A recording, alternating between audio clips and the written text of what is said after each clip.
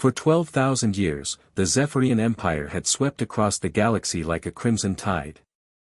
Their obsidian warships, each the size of a small moon, had reduced countless civilizations to ash and memory. The crystalline collective of Andromeda's edge, obliterated in a single solar cycle. The machine intelligence of the Vega system, their quantum cores scattered like dying stars. The hive minds of the outer spiral, silenced forever. Commander Vexthar stood on the bridge of the flagship Eternal Dominion, his 6 eyes reflecting the death of another world.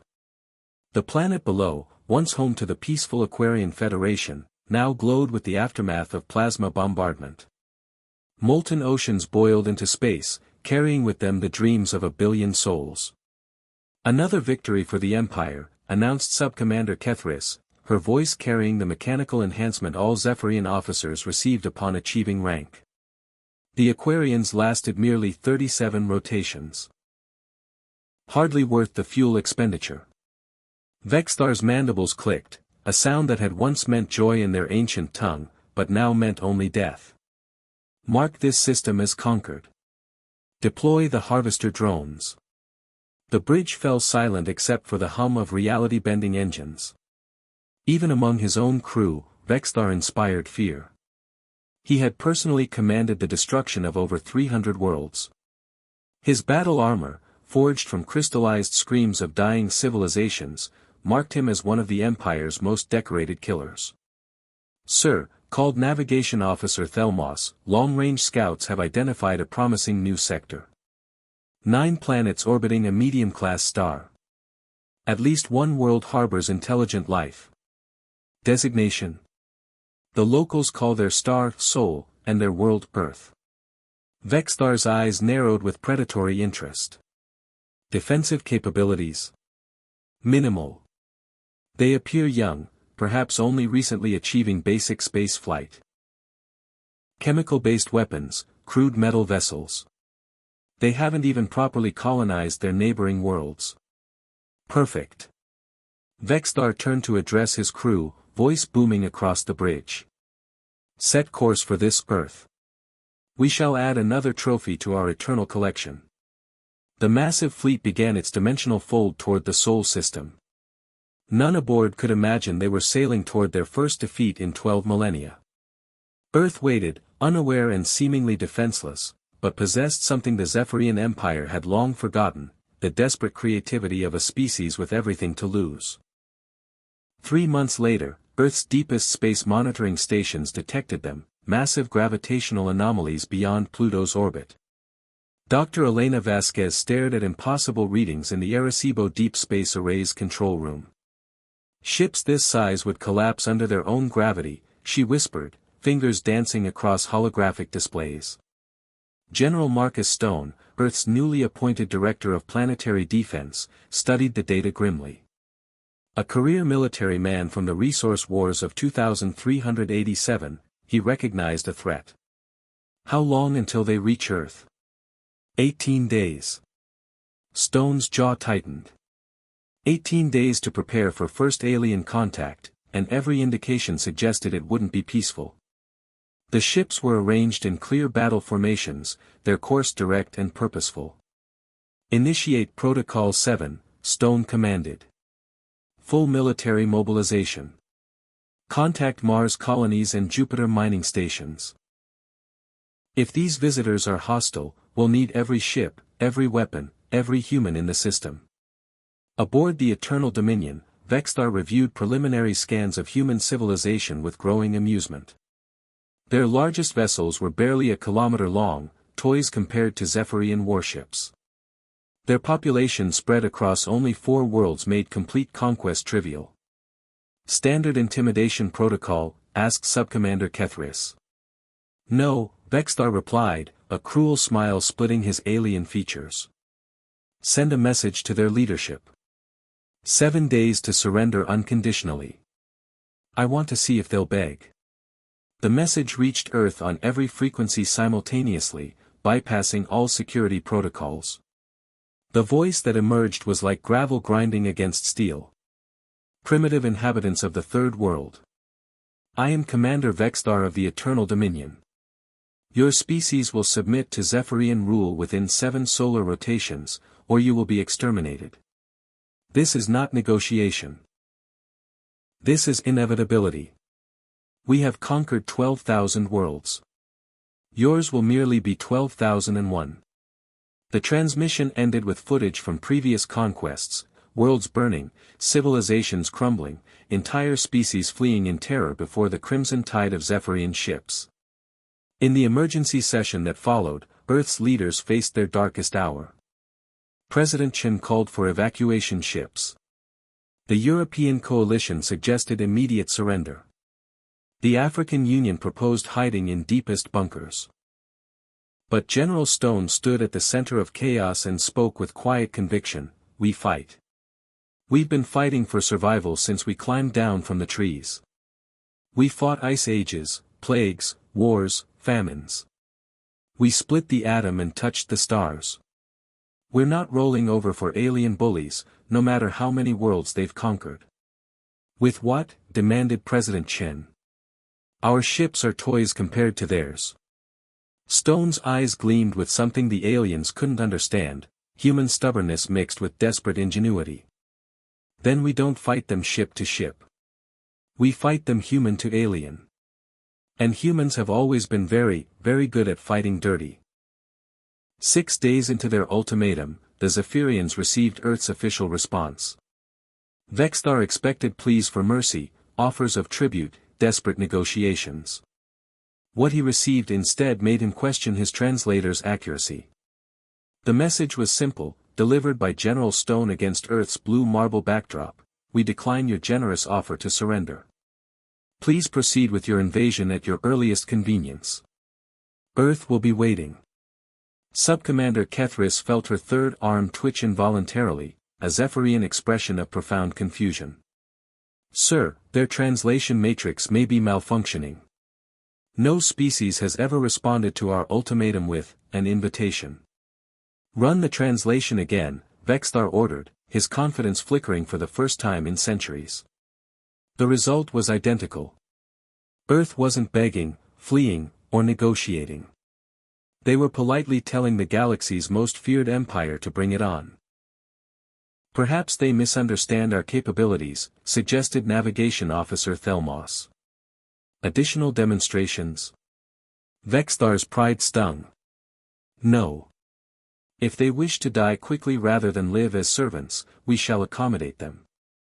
All fleets, advance to Earth. Prepare for immediate planetary bombardment." What the Zephyrians didn't realize was that Earth's response had bought humanity exactly what they needed: time for their most desperate plan. While aliens expected negotiation or panic, humans had spent 6 days in the most intensive manufacturing effort in their species' history. Every orbital factory, asteroid mining station, and colonial fabricator had been retooled for a single purpose. Not to build bigger ships or better weapons, but to construct something the galaxy had never seen: millions of tiny, seemingly insignificant probes. Each probe was barely larger than a football, containing nothing but basic propulsion, simple AI, and a payload that would seem laughable to conventional military minds. They carried no explosives, no weapons, no shields. Instead, each contained something far more dangerous to a species comfortable with traditional warfare: information. As the Zephyrian fleet entered Earth's outer system, they were met not by desperate last stands or massive space battles, but by what appeared to be metallic snow. Millions of tiny objects drifted past their ships, so small and numerous that point defense systems couldn't possibly target them all. "Debris?" asked Kethris, watching scanner readings with confusion. "Unknown metallic objects," reported the sensor officer. "They appear inert. No energy signatures, no apparent threat." Vexthar watched with growing suspicion. In 12,000 years of conquest, no species had ever responded to invasion with whatever this was. "Maintain course. Begin preliminary bombardment of the third planet." But as the first probe contacted a Zephyrian ship's hull, something unprecedented began. The tiny device didn't explode, it simply attached itself and began broadcasting. Not outward to humans, but inward, directly into the ship's communication network. Within minutes, every Zephyrian vessel was receiving the same transmission simultaneously. Not a military signal or weapon, but something far more insidious, a complete history of the Zephyrian Empire, compiled from testimonies of their own victims. Aboard the Eternal Dominion, chaos erupted not from battle damage, but from something far more destructive: doubt. The human probes had breached the psychological conditioning that had allowed Zephyrian soldiers to commit genocide for millennia without question. Junior Officer Rixtal, a young Zephyrian who had never known life before the Empire's glory, found herself watching footage of Aquarian children playing in Crystal Gardens moments before bombardment began. Her hands that had proudly typed targeting coordinates, began to shake uncontrollably. "Sir," she called to Subcommander Kethris, voice cracking with forbidden emotion. "The third planet, those are their children in the cities below." Kethris spun to face her subordinate, eyes blazing with mechanical fury. "Those are enemy combatants awaiting processing. The Empire has made this clear." "No," Rixtal interrupted, unthinkable in Zephyrian military culture. "Look at the scans. Really look. They're playing. They're learning. They're, like we used to be." Across the bridge, more officers experienced similar breakdowns. The human data probes had reconstructed not just Zephyrian conquest history, but the Zephyrians' own origins, from peaceful, exploration-focused civilization to galactic predators. Commander Vexthar watched his crew's discipline collapse with growing rage. "Shut down all external communications. Institute mindlock protocols." His orders were cut short as his command console displayed something that froze his blood: home movies from his own childhood, somehow recovered from archives he thought destroyed 12,000 years ago. A young Vexthar, barely past his first molting, tending crystalline flowers in his family's garden on Zephyr Prime. Before the Empire. Before conquest. Before 12,000 worlds learned to scream his name. How did they? He whispered, but the answer was clear. Humanity had accomplished what no military force ever had. They had turned the Empire's own victims into weapons by giving their stories back to their killers. On Earth, General Stone watched the alien fleets advance slow and stop entirely. Thermal imaging showed massive internal activity aboard every enemy vessel, not battle preparations, but ship-wide confrontations between crew members. "Is it working?" asked Dr. Vasquez, monitoring the probe network. "Too well," Stone replied grimly. "We wanted to slow them down, maybe cause confusion. We're causing complete psychological collapse." The plan had been born from humanity's greatest strength: absolute refusal to accept inevitable defeat. Unable to match Zephyrian firepower, human strategists had focused on their only advantage: they were the first species to face this enemy with complete information about their past conquests. Every probe carried terabytes of data reconstructed from deep space listening posts, archaeological evidence from dead worlds, and most devastatingly, recovered records from the Zephyrians' own colonial archives. Humanity had essentially weaponized empathy, forcing a species of killers to confront the full weight of their crimes. Aboard the alien ships, psychological breakdown accelerated beyond anyone's control. Centuries of suppressed guilt, memory, and horror erupted simultaneously across the entire fleet. Some crew members were catatonic. Others destroyed their own equipment in fits of rage and self-loathing. The humans had defeated them without firing a single shot, by simply reminding them of who they used to be. Commander Vexthar's flagship descended into pandemonium as the psychological weapon took full effect. In the weapon bays, Gunner Chief Mordain refused to power up the planet-killing cannons, tears streaming down his scaled face as he watched recordings of Aquarian children at play. "I can't do it," he sobbed, his massive frame shaking. "I can't kill another child. Not another world of children." Similar scenes played out across the fleet. Navigation officers abandoned their posts rather than plot courses to populated areas. Engineers sabotaged their own ships rather than maintain weapons of genocide. The military discipline that had held the Empire together for eons was crumbling under the weight of recovered conscience. Subcommander Kethris drew her plasma sidearm and aimed it at her own bridge crew. "Return to your stations immediately or face summary execution." But her threat rang hollow. She had seen the records too. Footage of her own sister's death during the purification of Zephyr Prime, when the Empire had eliminated their own, unfit, populations to create perfect soldiers. Her weapon hand trembled as 12,000 years of indoctrination warred against a flood of recovered memories. On Earth, Dr. Vasquez monitored the unprecedented situation with growing concern. "General, we're reading massive power fluctuations across their fleet. Some ships appear to be going dark entirely. Intentionally? Unknown. But sir, we may have just committed psychological warfare on a scale that constitutes genocide itself." General Stone's expression darkened. The plan had been to disorient and delay, not to destroy minds. But humanity was learning that defeating monsters might require becoming something monstrous in return. In his private chambers, Commander Vexthar faced the ultimate horror, a complete recording of his species' original nature.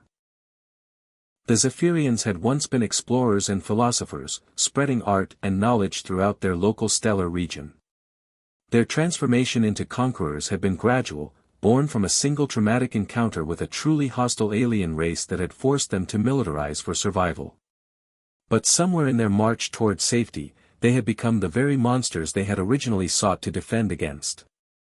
Each conquest had made the next easier to justify. Each genocide had numbed them to the next. Until finally, they had forgotten they were ever anything but killers. The door chimed. "Enter," he called, expecting Kethris. Instead, young Officer Rixtal stood in his doorway, no longer the proud imperial warrior she had been hours before.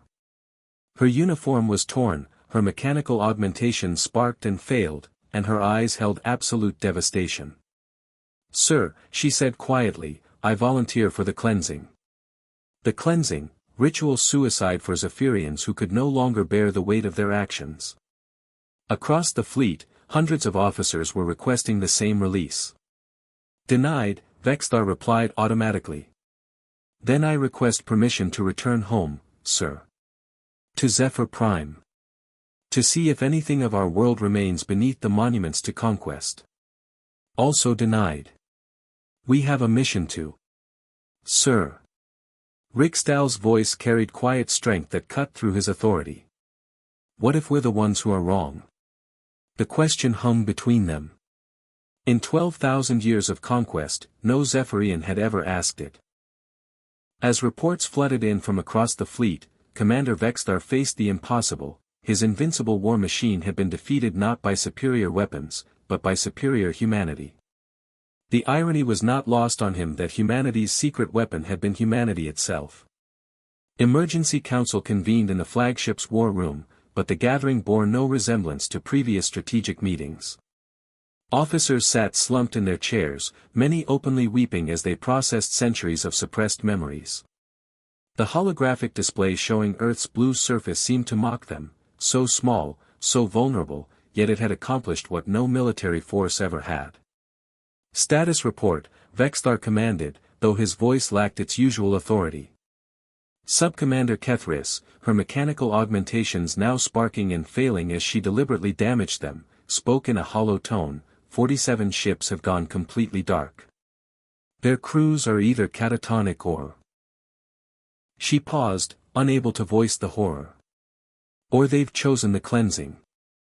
The remaining vessels are experiencing cascade failures across all systems as crew members refuse to maintain genocide machinery. And the humans? Still broadcasting. The probes continue transmitting our history back to us, but they've added something new. Kethris activated a display showing Earth's latest transmission.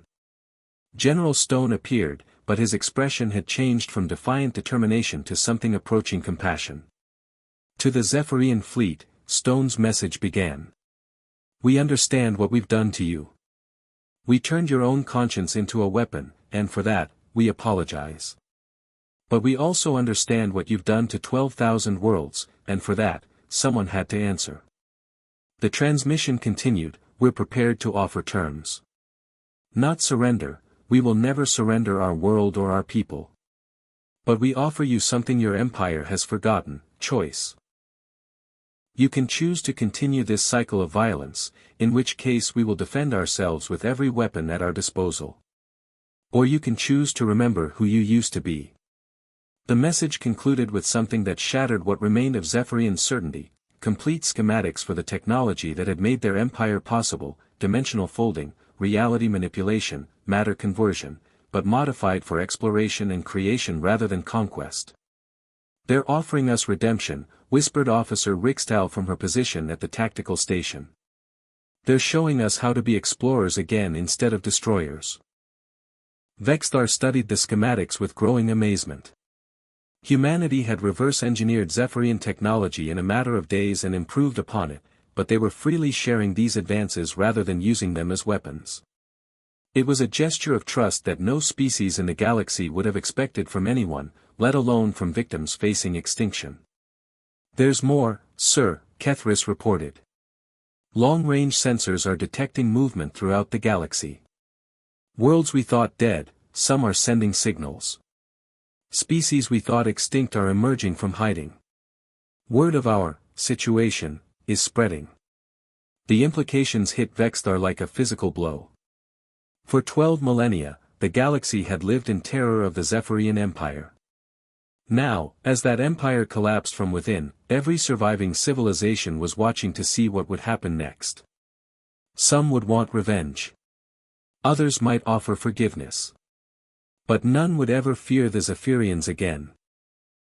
Sir, said Navigation Officer Thelmos, we're receiving a priority transmission from the homeworld.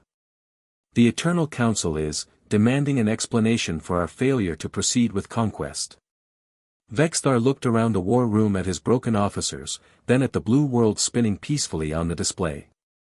Earth had done more than defeat their fleet, it had forced them to confront the monster they had become. Now they faced the most important choice in Zephyrian history. He could attempt to continue the mission, using the few ships still functional to bombard Earth into submission. The homeworld would expect nothing less, and failure would mean his own execution and disgrace.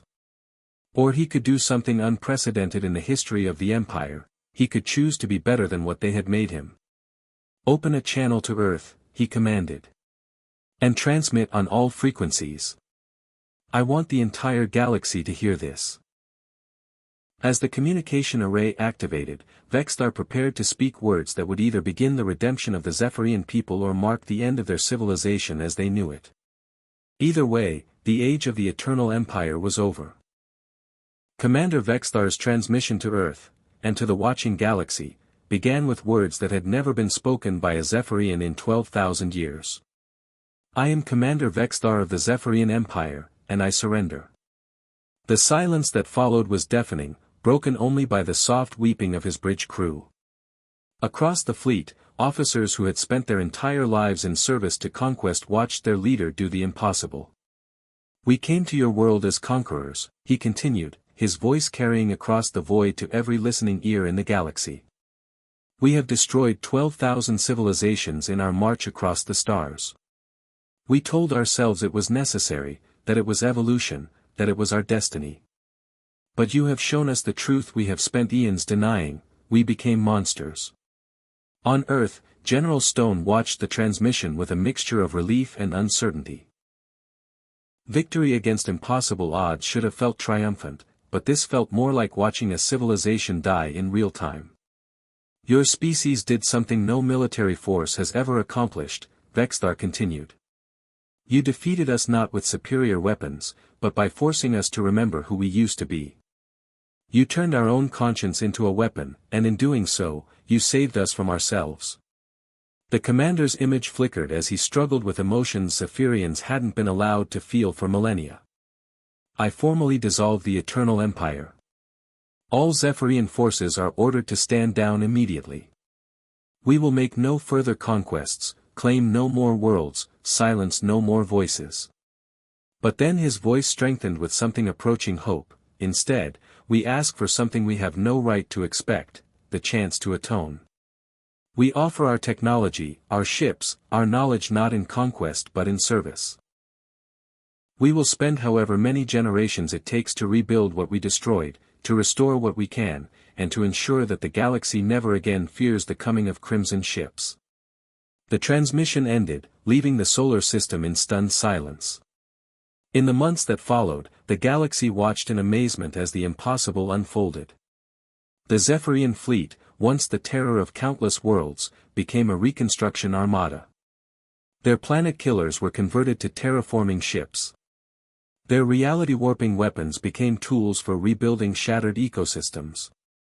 Officer Rixtal, now calling herself by her childhood name Rethala, led the first expedition back to the ruins of the Aquarian homeworld. What had been a molten graveyard slowly began to bloom again as Zephyrian technology restored the oceans, and Zephyrian hands, many of them trembling with guilt, planted new gardens where cities once stood. The process wasn't without challenges.